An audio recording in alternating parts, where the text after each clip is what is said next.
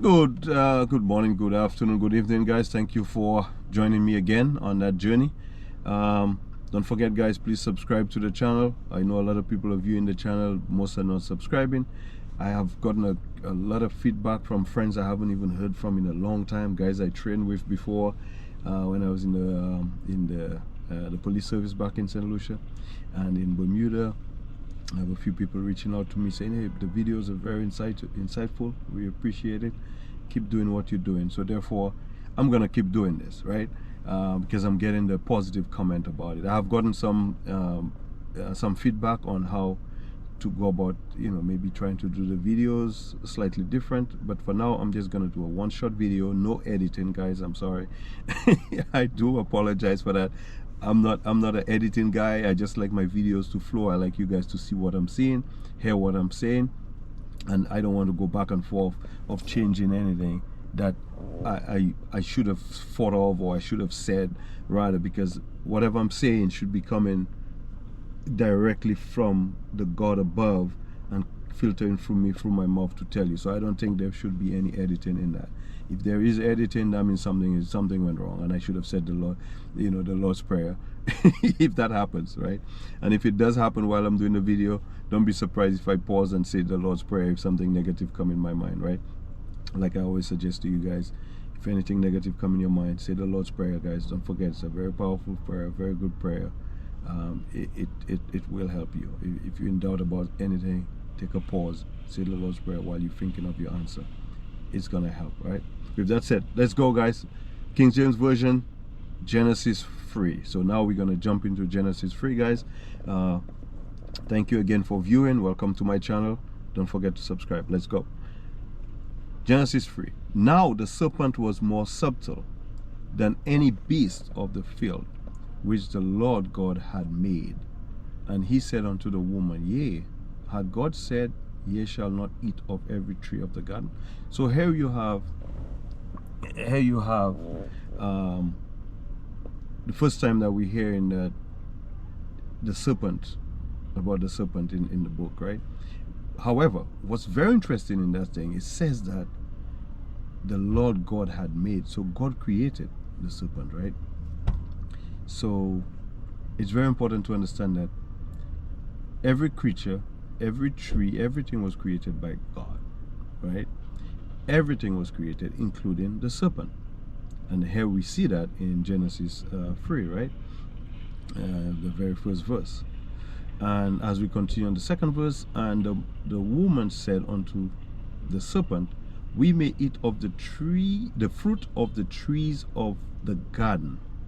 But of the fruit of the tree which is in the midst of the garden, God had said, Ye shall not eat of it, neither shall ye touch it, lest ye die. So here you have the serpent is coming in and asking about this, right? Because the serpent knows. He knows. So he's asking about this. And the woman says, yeah, God tell us we could eat from everything except from that tree. So he's like, yeah, now I know. Now I know your weakness. Now I know I can come to you. And yeah. So you're giving me information that I didn't have before. Thank you very much. Now I know God will tell you to eat from every tree except this one because you're going to die. And here goes. Genesis 3. And that's when she's telling him, oh yeah, we'll die. So if we go to 4, it says, and the serpent said unto the woman, Ye shall surely die. Ye shall not surely die. Ye shall not surely die. So that's what the serpent is telling the woman. But then let's go back a bit, guys, because this is very interesting, right? So you have Adam, you got Eve. Eve is made from Adam. So Eve called Adam woman, right? Bone of my bones, flesh of my flesh. Remember in Genesis 2. The serpent did not approach Adam. The serpent approached Eve. Now it's important to understand why somebody would approach someone. We still do it today, right? If they have two persons there and we want to achieve a goal, we always go to the person who we feel is going to be in our favor, the person who's going to favor us. We don't go to the person who's going to reject us, do we now? We go to the person that's going to favor us. And that's the lesson right there. So the serpent knew who to go to get the favor that he's looking for. He didn't go to the man because he knew the man's going to reject him. He went to the woman. I didn't make it up, guys. It's written right there. He spoke to the woman. He didn't speak to Adam. Because he knew very likely Adam's going to reject his offer, right? So he goes to the woman. Anyway, let's continue. But of the fruit of the tree which is in the midst of the garden, God had said, ye shall not eat, and neither should we. So I went back to 3 just to remind you of what God said. And the serpent said, yeah, you're not going to die if you eat it. But let me tell you why. For God do know that in the day ye eat thereof, then your eyes shall be opened, and ye shall be as gods, knowing good and evil. So the serpent is telling Eve, wait a minute, God tell you don't eat from that tree? I mean, you know why? Not because you're going to die. No, that's not why he tell you don't eat from that tree. He tell you don't eat from the fruit, don't eat from the tree, right? Because he knows your eyes shall be opened, and you shall be as gods, knowing good and evil. This is why he tells you don't eat from the tree, because you're going to be like us. You're going to be like gods, and you're going to know the difference between good and evil. And he doesn't want you to know the difference between good and evil. He has lied to you, and therefore he's keeping secrets from you, Eve. Why do you think he's keeping secrets from you, Eve? Because he doesn't want you to be like him. He doesn't want you to be like the other gods. He does not want that. And therefore he's telling you, if you eat from that tree, you're going to die. Don't listen to God, even though he created you. Don't listen to him. Now, don't we still have these issues now, guys, where as parents, sometimes we tell our kids, don't do this, and they still go about doing it, right? Somebody else, we tell them don't do it, somebody tell them do it, and they still go about doing it, right? Because they sometimes don't listen to us. The person might convince them that, hey, what your parents are saying is not true, what we are saying is true, and they ignore the message the parents gave them, and now they're listening to a strange voice. Instead of listening to the parents, they start listening to a strange voice. So this is right there in the Bible is telling you that your kids will not always listen to you. They might end up listening to strangers. Remember that.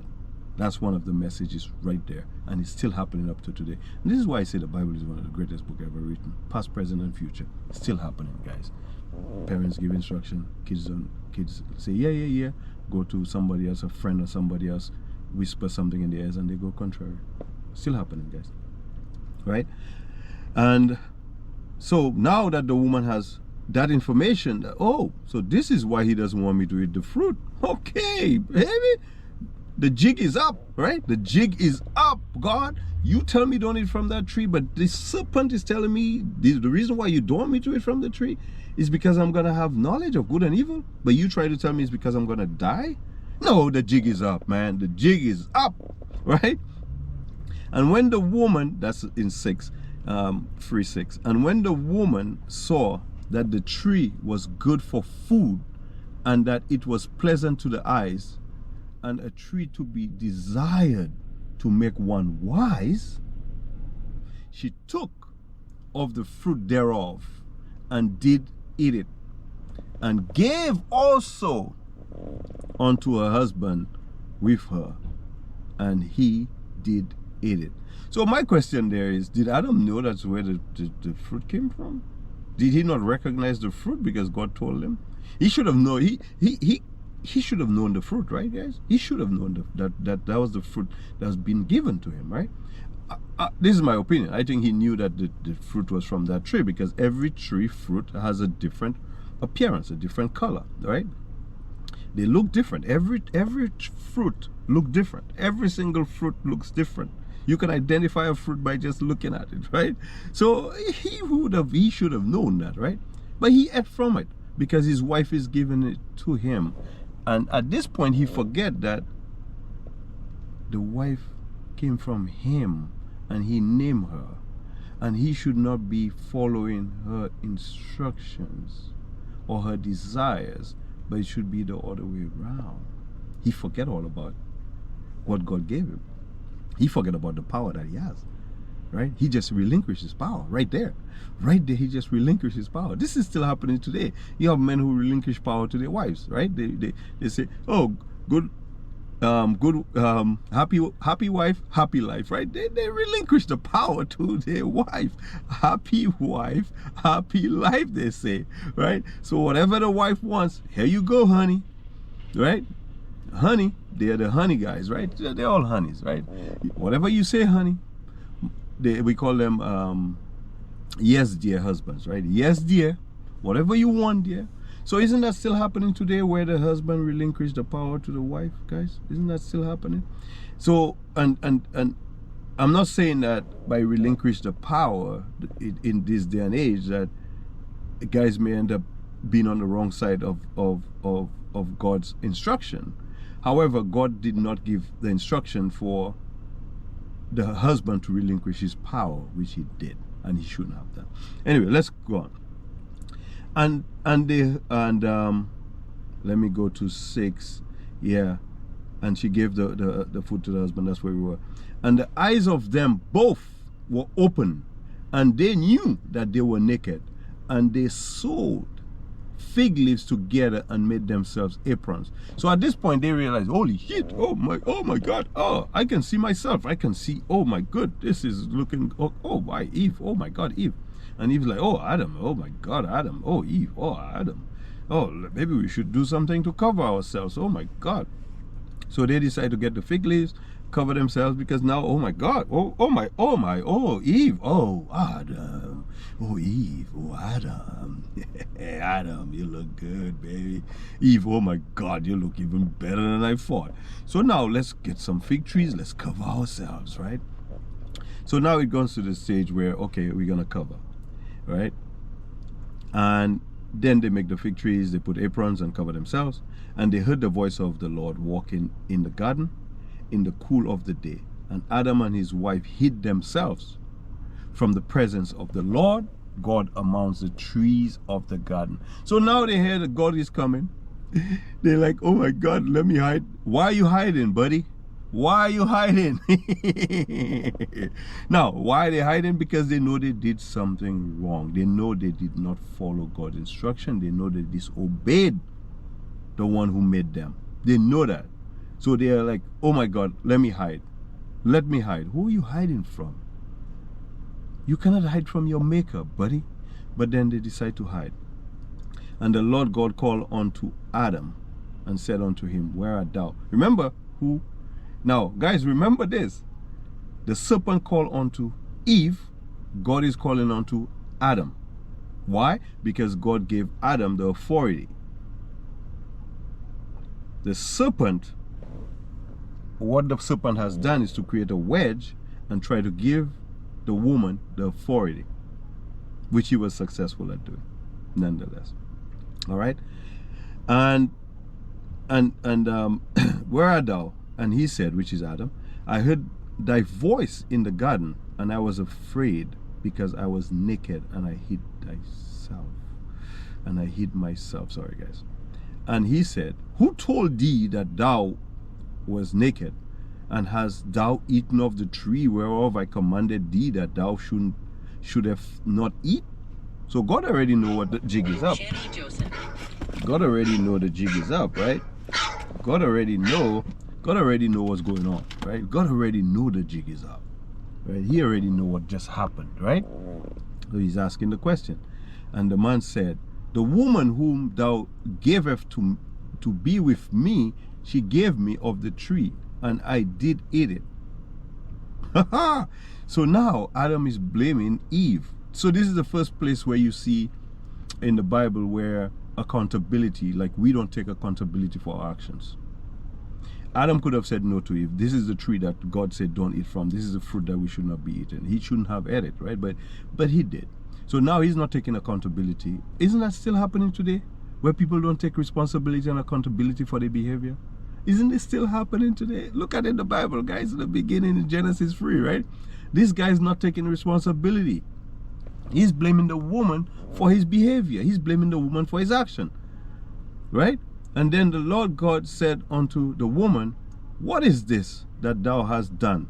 And the woman said, the serpent beguiled me, and I did eat it. So now the woman is not taking responsibility either. Now she's blaming the serpent also. So right there in that Genesis 3 is the first place in the Bible where you see people don't take responsibility for their own actions. And this thing is still happening today, guys. Still happening today, where people misbehave and they refuse to take accountability for their actions. You could look at anywhere in the world right now. You could look at personal lives. You could look at in external. You could see this is happening around the world, where people do not take responsibility for their actions. They blame everybody else except themselves. Everybody's wrong except me. So I'm not taking responsibility for that. Let me find who I can blame this thing on. So Adam blamed it on Eve. Eve blamed it on the serpent. None of them has taken responsibility, right? And the Lord God said unto the serpent, because thou hast done this, thou art cursed above all cattle and above every beast of the field. Upon thy belly shalt thou go, and thus shalt thou eat all the days of thy life. So God decided to let the serpent be a crawling creature. And from that moment on, God just punished the serpent right there and then, right? Because he knew exactly what he did. He knew exactly what he was doing. God punished him for it. Unfortunately, Eve did not listen to God, did not take God's instructions seriously enough, right? And Adam did not take God's instructions seriously. So either one of them took God's instructions seriously. And Adam was the one who's responsible in all of that, because he's in charge. He should have been on top of his game. He wasn't. Here we are today, guys. Knowledge. Tree of knowledge. We're gonna die. We're all gonna die. There's nothing stopping us from dying. In this body, in this flesh. We're all gonna die from that form that we are looking at. There's no if or buts about it. It's just a matter of when, which we don't know. But it's gonna happen, right? And I will put enmity between thee and the woman, and between thy seed and her seed. It shall bruise thy head, and thou shalt bruise his heel. So now God is saying, like, every time you see a serpent, you feel like killing it. So don't we scared of serpent? When we see it, we feel like killing it, right? When the serpent sees you, it doesn't feel like striking you. Whenever it sees, feel like striking the man, right? So this thing is still happening today. You see a serpent, you get scared, you want to kill it. Some people, people who work in the field, they understand serpent. But I'm talking generally, right? In general, majority of people are afraid of serpents. I am afraid of serpents. I scared of them, right? Majority of people are afraid of serpents, right? And majority of serpents go up and they try to hit you at your heel, right? Or your leg in that general area anyway. And most times when we see a serpent, we try to knock its head off, right? If we have opportunity. Still happening. And unto Adam he said, because thou hast hearkened unto the voice of thy wife. You see that? You see, here comes God is saying, hey, you listen to your wife, right? You listen to your wife, buddy. Okay. Hearken unto the voice of thy wife, and has eaten of the tree of which I commanded thee, saying, thou shalt not eat of it. Curses the ground for thy sake. In sorrow shalt thou eat of it all the days of thy life. So now God is saying, go out. You're gonna go. I don't even want to see you, man. You're gonna suffer for the rest of your life. I don't want to see you. You know I'm upset because you didn't listen to me, right? And thorns also and thistles shall it bring forth to thee, and thou shalt eat the herbs of the field. So now God is still taking care of them, but God like, go, get out of there. And in the sweet, sorry, my apologies, guys, 19, in the sweat of thy face shalt thou eat bread till thou return unto the ground, for out of it wast thou taken, for dust thou art, and unto dust shalt thou return. So basically God is saying, listen, I took you from the ground, I built you from the ground, and then you're gonna turn back into dust. You're done. You're done. You're gonna die. You're done.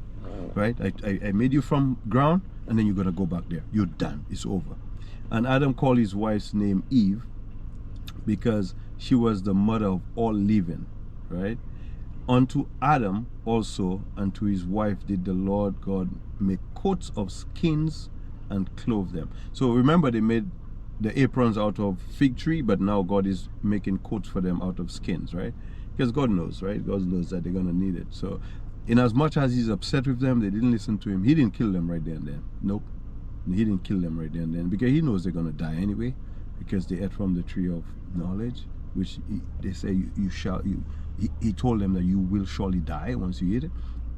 So he knew they were going to die. So he didn't have to kill them right there and then and start from scratch. You know what I mean? So, and the God said, behold, the man is become as one of us, to know good and evil. And now, lest he put forth his hand and take also of the tree of life and eat and live forever. Whoa, whoa, guys, let me go back again. 22. 3:22. Oh my goodness. And the Lord God said, behold, the man is become as one of us. So now that he has eaten from the tree of knowledge of good and evil, God is saying that. He's acknowledging that these people have knowledge like the gods. And now lest he put forth his hand and take of the tree of life and eat and live forever. So now God is like, oh my goodness me. Now these guys have knowledge like us. If he eats from the tree of life, he's going to be living like us too. He's not going to die. He's going to be living forever. This can't happen. We cannot have that. Guys, we cannot have that. Listen, this guy already disobeyed me. He could have eaten from the tree of life first. He didn't. He went and ate from the tree of knowledge when the tree of life was right there, and he didn't even eat it first. He allowed his wife to let him eat from the tree of knowledge first. No, we can't let him touch the tree of life. Forget about it, Adam. Forget about it, Eve. You guys are not going to touch that tree. Therefore, the Lord God sent him forth from the Garden of Eden to till the ground from whence he was taken. So God sent him out to work on the ground. Basically, that's all it is. Go out there, work on the land, buddy. That's where you came from. You keep working. I took you from the ground. You keep working on the grounds, and that's it. And so he drove out the man, and he placed at the east of the Garden of Eden cherubims, and a flaming sword which turned every way to keep the way of the tree of life. So here's what God did, right? Very interesting too, right? Because God don't want them to eat from that tree of life, God sent a cherubims, right? Cherubims, as it says there, on the let me read it again. So he drove out the man, so he kicked Adam and Eve out of the garden, and he placed at the east of the garden, which is the east side. So remember, the garden went eastwards, guys. So it moved from west to east. So the east part of the garden would be where those rivers are, right? Those the Euphrates and all these Pison and all these other rivers, right? Gizon and stuff like that. They are there. So that's basically they're telling you where the tree of life is supposed to have been, if it's still existing. That's where it would have been, in that area, because God sending the cherubims right there with the flaming sword, right? And to prevent them from eating from the tree of life. Why? Because God knows that if they eat from the tree of life, they're going to live forever. And he can't have that. Why? Not that he doesn't want them to live forever, but because they disobeyed him. They disrespect the guy, right? They disrespected God. They did not obey his commandment. They did not obey his command. They did not obey his instructions. They did not listen. They became stubborn in their ways, right? And they listened to something else. They listened to a different voice. So with that said, guys, don't you think that this thing is still happening today, where we have voices in our head telling us to do something, and then we listen, and sometimes we do it, sometimes we don't. Sometimes it's a bad thing, and then we say, I'm not doing that. And sometimes a good thing is, yeah, we're going to do that. Don't we still have that interaction with our consciousness? Don't we still get information coming into our brain from outside entity, which we don't know how it's coming to our brain, but it comes there? And I always try to figure out, and I always say, the difference between two persons thinking the same bad thing. If two of us are thinking of, I'll keep it mildly, if the two of us are thinking of burning down a particular house, Both of us are thinking it, but only one person does it. But the information came to both of us at the same time. But only one of us decide to do that. Why? Why one did it and the next one did not do it?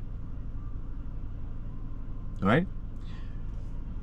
Is because the one that did it, I'm talking about this current age right now that we're in, this current time that we're in. The one who ended up carrying out that evil thought that came in the head is for one reason and one reason only.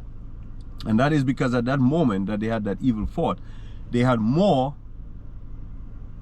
of the evil spirits with them. And the guy who thought about it but did not do it had more of the good spirits with him at that moment.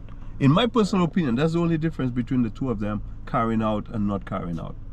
The one with more of the good spirit around them at that moment. At that moment. Always remember, it's at that moment, right? The one with the good spirits around them at that moment did not carry out the bad deed. But the one that had the more evil spirit around him, or the bad spirit around him, carried out the deed. That's to me, in my, again, it's my opinion, that this is just the difference between sanity and insanity.